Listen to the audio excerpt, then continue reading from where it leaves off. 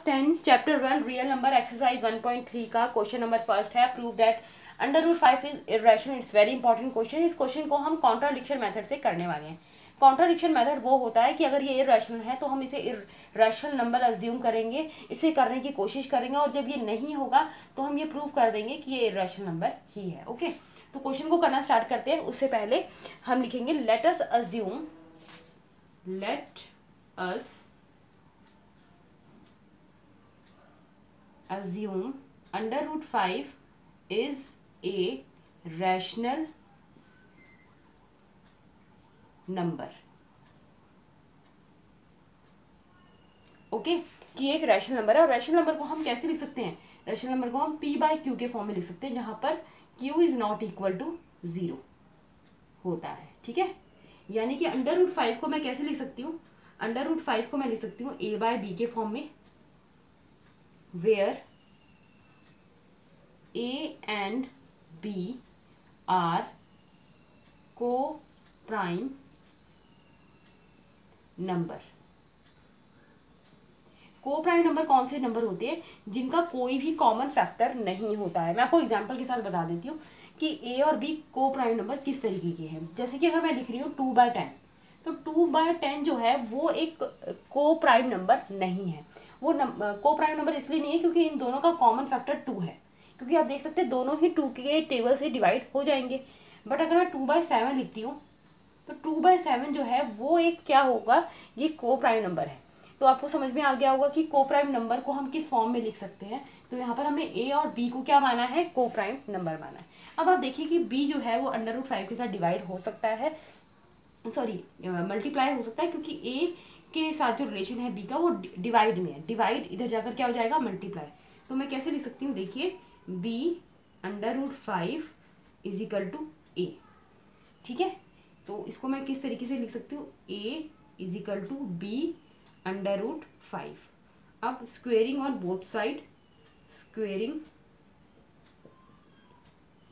On both side. अब मैं squaring क्यों कर रही हूँ बोथ साइड? क्योंकि मैं ये कोशिश कर रही हूँ कि ये रैशनल नंबर हो। ठीक है, तो मैं क्या करूँगी यहाँ पर, क्योंकि जब स्क्वेयर करेंगे तो क्या हो जाएगा? a की square is equal to b √5। ठीक है, देन अब आप देख सकते हैं कि a की स्क्वेयर तो a की स्क्वेयर ही रहेगा, √5 इंटू √5 5 हो जाएगा, और b की स्क्वेयर रहेगा। ठीक है, √5 आपको पता है √5 इंटू √5 5 ही होता है। अब आप देखिए, जो ये 5 है वो a की स्क्वेयर के साथ क्या हो सकता है? डिवाइड हो सकता है। यहाँ पर इसका रिलेशन मल्टीप्लाई में, तो इधर जाकर क्या हो जाएगा? ये डिवाइड हो जाएगा। यानी कि मैं क्या लिख सकती हूँ यहाँ पर? पहले ये फर्स्ट इक्वेशन मान लेते हैं हम इसको, इक्वेशन फर्स्ट। मैं क्या कह रही हूँ आपको? देखिए, 5 डिवाइड्स a की स्क्वेयर, यानी कि जो 5 है वो डिवाइड हो जाएगा a की स्क्वेयर से। क्यों? हमें जो थ्योरम है 1.3 वो अच्छे से लर्न होनी चाहिए, क्योंकि थ्योरम 1.3 क्या कहता है?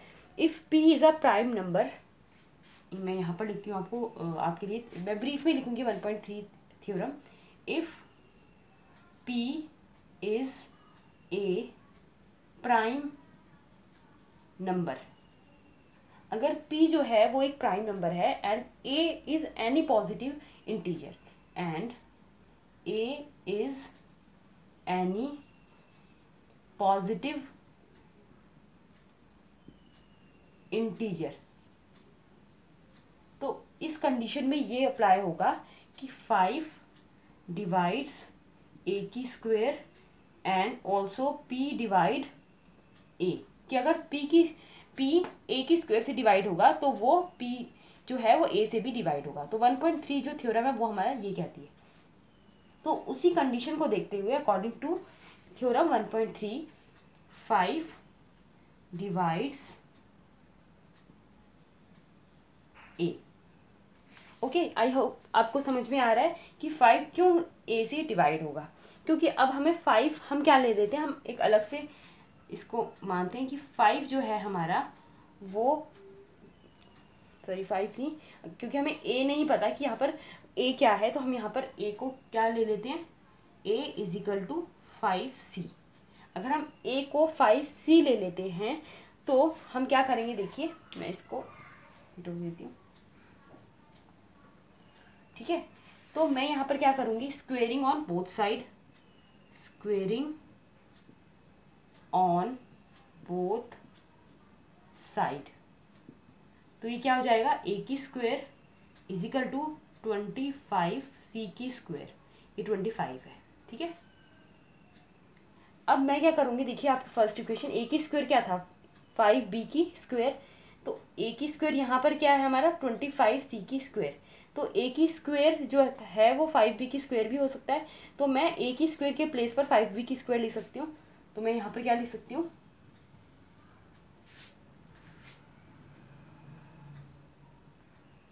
सब्स्टिट्यूटिंग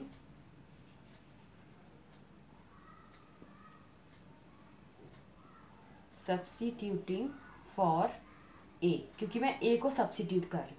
देखिए मैं क्या लिखूंगी, a के स्क्वायर के प्लेस पर मैं क्या लिखूंगी 5b की स्क्वायर, ठीक है। क्योंकि देखिए मैंने फर्स्ट इक्वेशन में इसको इसके इक्वल बता रखा है, इज इक्वल टू यहाँ पर 25 c की स्क्वायर को एज इट इज लिखूंगी।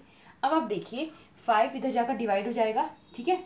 जब 5 इधर जाकर डिवाइड हो जाएगा, 5 वन 5, 5 5 जा 25, तो ये क्या बचेगा आपका 5b की square is equal to 5c की स्क्वायर। सर में आया आपको यहाँ पर 5 कैसे आया, क्योंकि 5 जो है वो इधर जाकर डिवाइड हो जाएगा, मैं आपको यहाँ बताती हूँ। देखिए 5b की square is equal to 25c की स्क्वायर था, अगर b की square is equal to 25/5c की स्क्वायर, 5 वन 5, 5 5 जा 25, तो हमारा क्या बचा b की square is equal to 5c की स्क्वायर। तो मैंने यहाँ पर डायरेक्ट लिख दिया, ओके।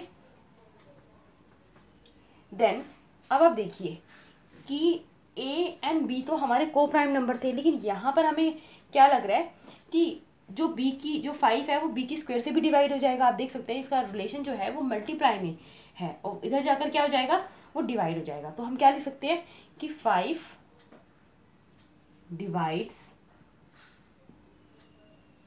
b की स्क्वायर, जो हमने यहाँ पर अप्लाई किया था 1.3 थ्योरम के अकॉर्डिंग, 5 डिवाइड्स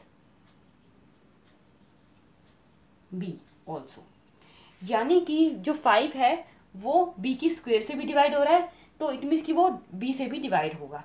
लेकिन a एंड b तो क्या थे, को प्राइम थे, लेकिन यहाँ इसके according 5 is a common factor निकल रहा है, किसका, a एंड b का। तो हम यहाँ लिखेंगे therefore 5 is a common factor of a and b।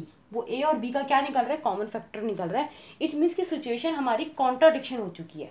Contradiction इसलिए हो चुकी है, वैसे तो हमने a b को प्राइम नंबर माना था, लेकिन यहाँ पर वो 5 कॉमन फैक्टर निकल रहा है। आप देखिए ना कि ये 5 है और a b जो है वो को प्राइम नंबर है, तो 5 इन दोनों से कैसे डिवाइड हो सकता है, इससे तो अलग जो है वो चीज़ डिवाइड होगी और इससे ये अलग से डिवाइड होगा, तो 5 कैसे इसका एक कॉमन फैक्टर निकल सकता है, बट यहाँ पर हमारा निकल रहा है। इट मीन्स की सिचुएशन इज कॉन्ट्राडिक्शन। तो लिखोगे so it's contradiction and our assumption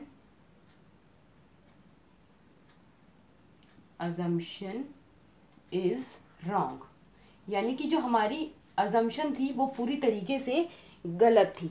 तो यहाँ पर क्या प्रूव हो जाता है कि √5 इज एन इर्रेशनल नंबर। सो तो हम कंक्लूड क्या करेंगे, √5 is an irrational number. Okay, ये हमने प्रूव कर दिया। क्यों, क्योंकि हमने जो अजम्पशन लगाई थी वो पूरी तरीके से क्या साबित हुई, गलत साबित हुई। That's why. Okay, I hope आपको क्वेश्चन समझ में आ गया है। यही कॉन्ट्राडिक्शन मेथड होता है कि आपने पहले इर्रेशनल को रैशनल अज्यूम किया, उसके बाद उसको कोशिश करी कि वो रैशनल नंबर निकले, बट जब वो नहीं निकला तो हमने मान लिया कि ये इर्रेशनल नंबर ही है। ओके।